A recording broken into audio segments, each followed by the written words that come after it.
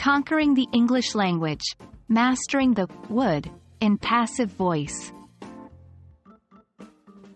Hello, language learners. Today we're going to explore an essential component of the English language, the passive voice with modal verbs.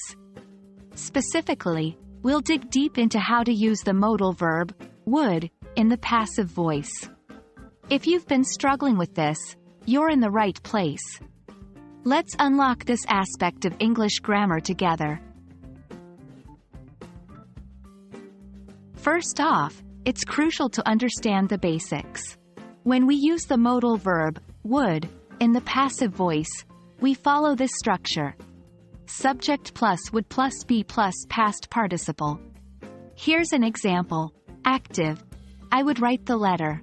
Passive. The letter would be written by me.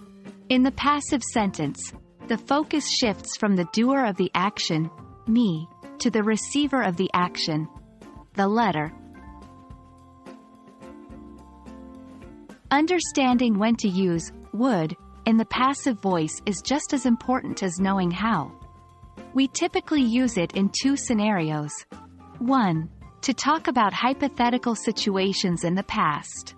For example, the meeting would have been held yesterday if not for the public holiday. 2. To express a repeated action in the past. For example, when I was a child, I would be picked up from school by my grandmother. The key thing here is context.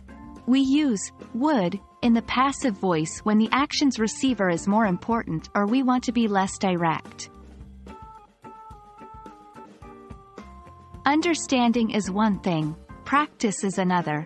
Now that we know how to use would in the passive voice, it's time to practice.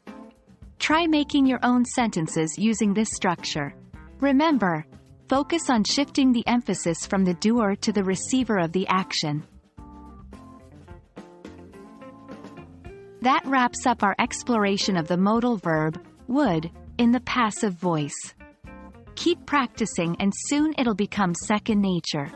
English is a beautiful language, and every step you take brings you closer to mastering it.